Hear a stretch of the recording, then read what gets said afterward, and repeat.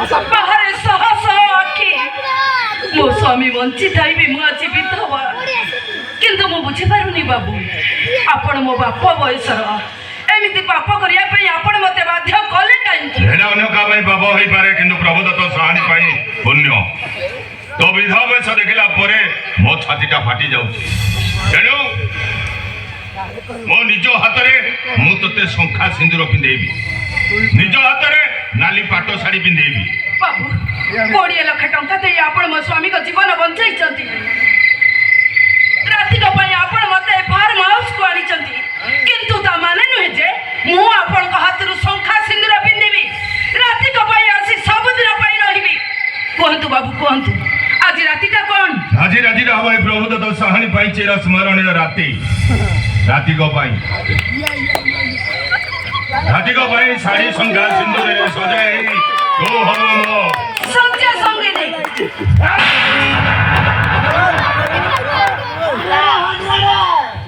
ସବୁ ପୁରୁଷଙ୍କ ଚରିତ୍ର ସମାନ ନୁହଁ। ମାନେ ଏ ସମାଜରେ କଂସ, ରାବଣ, ଦୁର୍ଯ୍ୟୋଧନ ପରି ଚରିତ୍ର ଥିଲେ ବି ତା ମଧ୍ୟରେ କୃଷ୍ଣ, ଅର୍ଜୁନ ଅଛନ୍ତି। ଏବେ ବି ଧର୍ମରାଜ ଯୁଧିଷ୍ଠିର ବଞ୍ଚିଛନ୍ତି। କଣ କହିବାକୁ ଚାହାନ୍ତି ଆପଣ?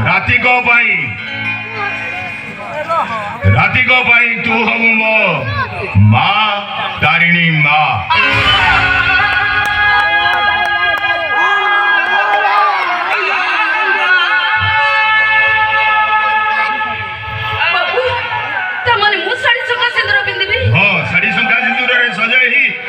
ଖଟୁଲିରେ ବସିବୁ, ତୋ ଭକ୍ତ ପୁଅ ସାଜି ମୁଁ ଆଜି ତତେ ପୂଜା କରିବି। ଏ ମା, ଏ ମାଟି ହଉଛି ଜଗନ୍ନାଥ ସଂସ୍କୃତିର ମାଟି। ଏ ପରମ୍ପରା ହଉଛି 4.5 କୋଟି ଓଡ଼ିଆଙ୍କ ଧର୍ମୀୟ ଭାବନାର ପରମ୍ପରା। ଯୋଉ ପରମ୍ପରାରେ ଓଡ଼ିଆ ପୁଅଟିଏ ଘରୁ ବାହାରିଲା ବେଳେ ଦୁଆର ମୁହଁରେ ବସିଥିବା ମାଟି କଳସକୁ ମୁଣ୍ଡିଆ ମାରେ। ମଉଳା ଶ୍ରାଦ୍ଧରେ ପଇଁଆ ଧରି ବଡ଼ ବଡ଼ୁଆ ହୋ ଅନ୍ଧାରେ ଆସି ଆଲୁଅରେ ଯାଉ ବୋଲି ଡାକିଦେଲେ ଆକାଶରୁ ସପ୍ତ ପୁରୁଷ ଓହ୍ଲେଇ ଆସନ୍ତି। ବାଲିର ରଥଟିଏ ଗଡ଼ିଦେଲେ ଯୋଉ ବାଲି ରଥକୁ ସ୍ୱୟଂ ଜଗନ୍ନାଥ ଚାଲି ଆସନ୍ତି। ଭକ୍ତିରେ ନଡ଼ିଆଟିଏ ଟେକିଦେଲେ ଯୋଉଠି ତାରିଣୀ ମାଙ୍କ ପାଖରେ ପହଞ୍ଚି ଯାଏ।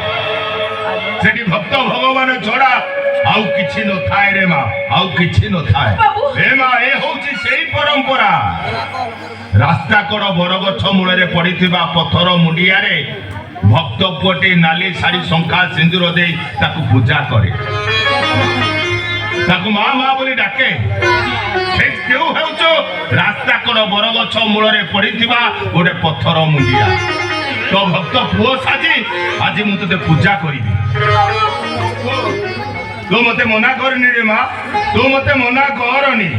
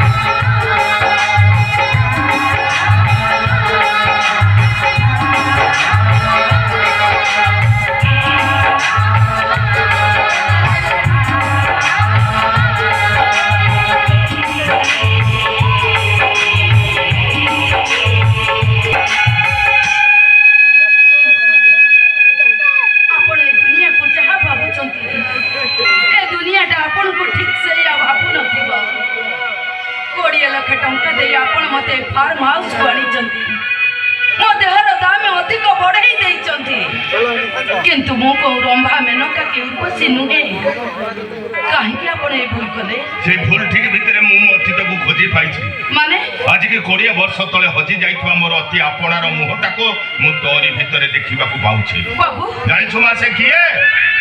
ସେ ହଉଛି ମୋ ଝିଅ ଗୀତା।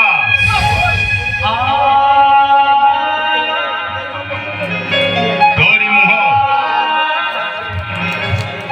ତୋରି ଆଖି, ତୋରି ନାକ, ଅବିକଳ ତୋରି ପରି। କିନ୍ତୁ ବାବୁ ଆପଣଙ୍କ ଝିଅ ଗୀତା କଣ? ଭଗବାନ ସହିଲେନି ରେ ମା। 10 ବର୍ଷର ହେଇଥିଲା ତାକୁ ମୋ ପାଖରୁ ଛଡେଇ ନେଲେ। ବାବୁ ରେ ମା, ମୁଁ ଯୋଉଦିନ ପ୍ରଥମେ ତତେ ରାସ୍ତାରେ ଦେଖିଲି ମୁଁ ଭାବିଲି ମୋ ଝିଅ ଗୀତା ବଞ୍ଚିଛି। ସେଇଥିପାଇଁ ତ ଯିବା ଆସିବା ରାସ୍ତାରେ ଘଣ୍ଟା ଘଣ୍ଟା ଧରି ମୁଁ ତତେ ଅପେକ୍ଷା କରେ କେବଳ ଟିକେ ଆଖି ପୁରେଇ ଦେଖିବା ପାଇଁ।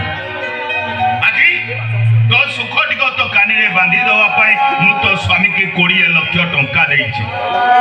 ଆଜିଠାରୁ ତୁ ମୋ ଝିଅ ଗୀତା ହେଇଯା ରେ ମା। ତୁ ମୋ ଝିଅ ଗୀତା ହେଇଯା। ବାବୁ ନୁହେଁ, ଥରୁଟିଏ ମତେ ବାପା ବୋଲି ଡାକେ। ଡାକରେ ମା, ଥରଟିଏ ମତେ ବାପା ବୋଲି ଡାକ। ହେ ଗୀତା।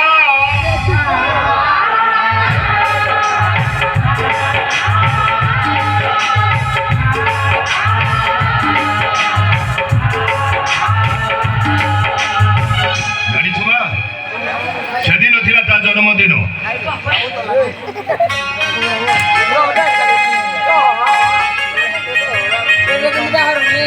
এই ড্রেসটা পিন্ধি সে কেতে খুশি হଉଥିଲା, নাচি নাচি কହୁଥିଲା। ଦେଖିଲେ ଦେଖିଲେ ବାପା ମୋ ସାରାଙ୍କର ମୋ ସୁନା ବାପା। ହେ ମା, ମୋ ଝିଅର ଗୋଟେ ସାଇକେଲ ଥିଲା। ବାପା ସାଇକେଲ ଚଢ଼ି ସବୁଦିନେ ସେ ସ୍କୁଲକୁ ଯାଏ। ସ୍କୁଲରୁ ଫେରିଲେ ଗେଟ୍ ପାଖରେ ସାଇକେଲଟାକୁ ଫୋପାଡ଼ି ଦେଇ ମତେ ବାପା ବାପା ବୋଲି ଡାକେ। ବାପା ତା ଡାକ ଶୁଣିଲା ପରେ ମୁଁ ଲୁଚିଯାଏ। ସେ ମୋ କାନ ଧରି ଖୋଜି ଆଣେ। ବାପା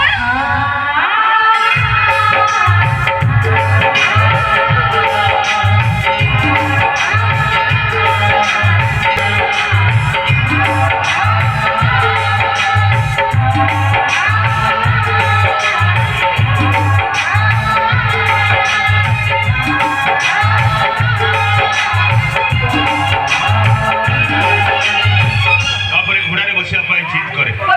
ମତେ ଘୋଡ଼ା ହବାକୁ ହୁଏ, ମୁଁ ଘୋଡ଼ା ହୁଏ, ମୋ ପିଠିରେ ବସି କହେ, ଘୋଡ଼ା ଚାଲିଲା ରେ ଘୋଡ଼ା ଚାଲିଲା, ଘୋଡ଼ା ଚାଲିଲା ରେ ଘୋଡ଼ା ଚାଲିଲା। ବାପା ତାମାନେ ମୁଁ ଘୋଡ଼ାରେ ବସିବି? ତୁ ଘୋଡ଼ାରେ ବସିବୁ? ହଁ ବାପା। ଠିକ ଅଛି ରେ ମା, ତାହେଲେ ବସ।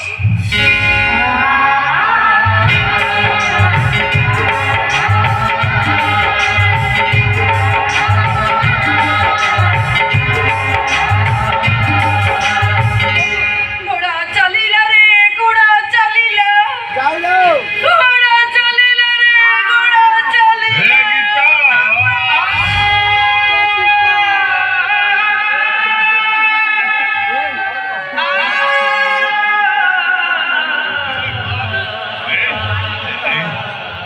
ଗୀତା କିଏ ବାପା?